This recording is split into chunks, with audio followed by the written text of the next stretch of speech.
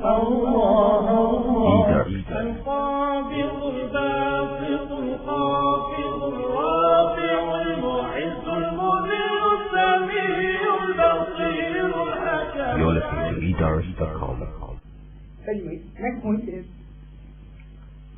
فصل في العوارض, the section where we talk about for whom fasting is not obligatory.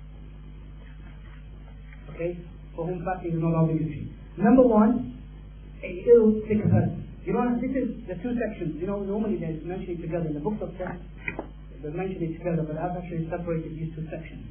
They mention together when it's not necessary for you to fast and when you can break the fast together. But I've separated. If you can see, the next section is when is breaking the fast permissible. So it's better to understand it in this way. So this section is talking about when is fasting not obligatory, when you don't have to fast all together. You understand? Number one, al-marid, the one who is ill. Allah says, فَمَنْ كَانَ مِنْكُمْ مَرِيضًا. If you're ill. Who is an ill? Person who's got a headache.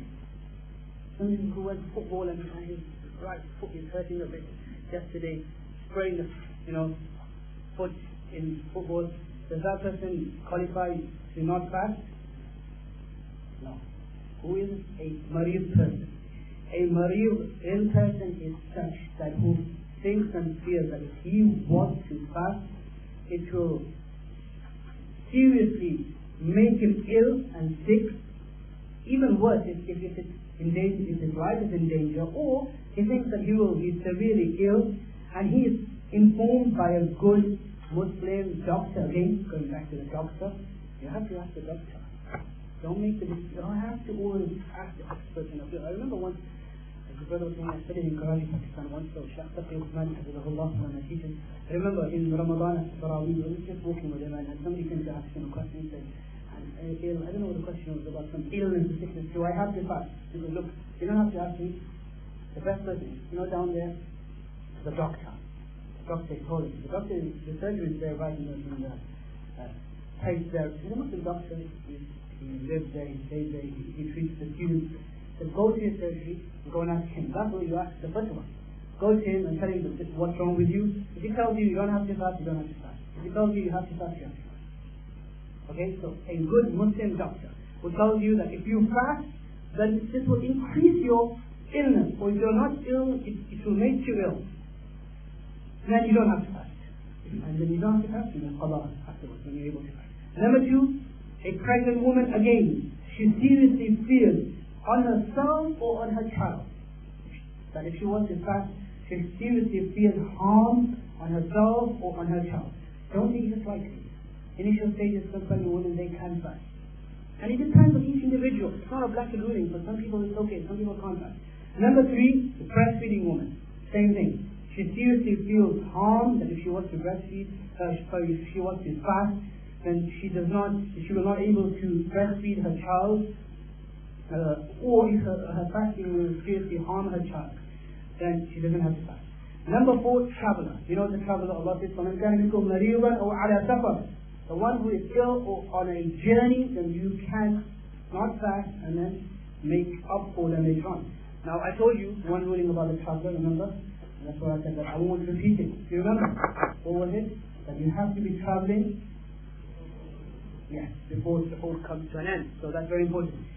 And traveler is only the one who intends to travel 48 miles. So if you're traveling from left to the left, then you're not a traveler. Okay? Normal traveling rule. So if you intend to, for example, to go from Leicester to London, it's over 48 miles. The moment you leave your city, you're a traveler. And if you are outside your city, when the whole time comes to an end, when Fajr time starts, you're a traveler. You don't have to fast.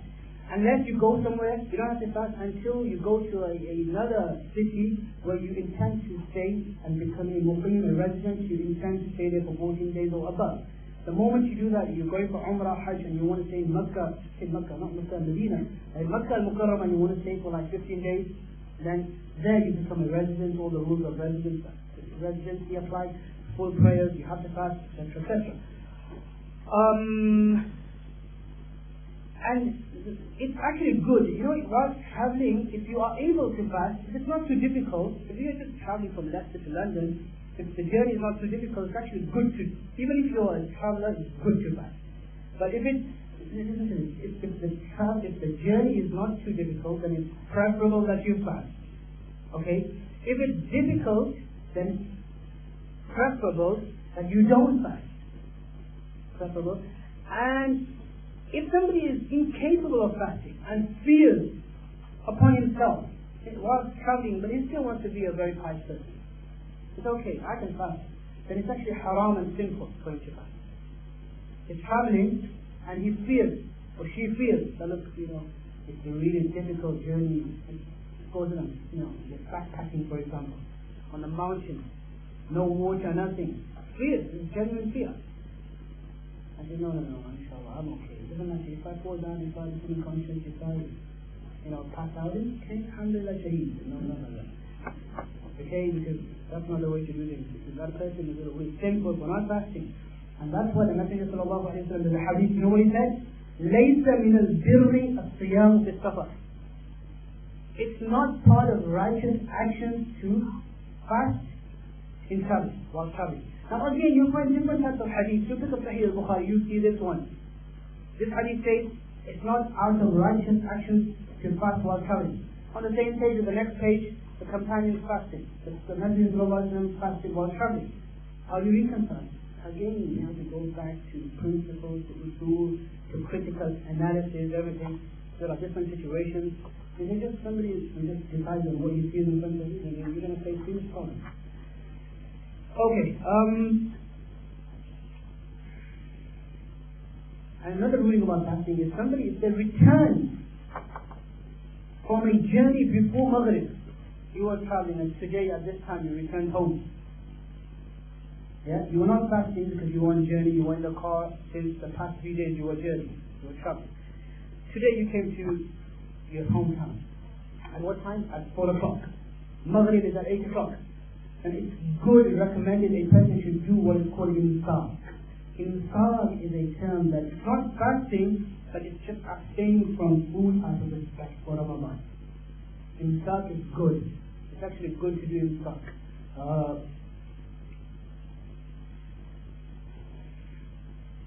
So when you come back from journey, when you travel 4 o'clock, just imsak. Don't eat, but remember you still have to make up for that. And okay, lastly, number 5. For those who don't have to fast, this one is not just you don't have to fast, you must not fast. A woman on her menstrual period, hayd, or a nufasa, a woman in her postnatal bleeding, they must not fast. And there is qada for them. Remember, for women, prayers are forgiven whilst on menstruation, for not fasting. Reason being, there's great difficulty, hardship in prayer. Remember, 5 times a day. If she has her period for 7 days, 7 times 5 is what? 35. And fasting comes once a year. Maybe 7 fasts a year. 6 fasts a year. And this is, so it's a lot of difficulty in making qada of prayer. So that's why it's forgiven. Fasting is not forgiven. And as far as the woman is concerned who's in, the istihaba, the chronic discharge, long-term bleeding, of course none of the rules are relaxed and there are specific rules for that, so they have to ban.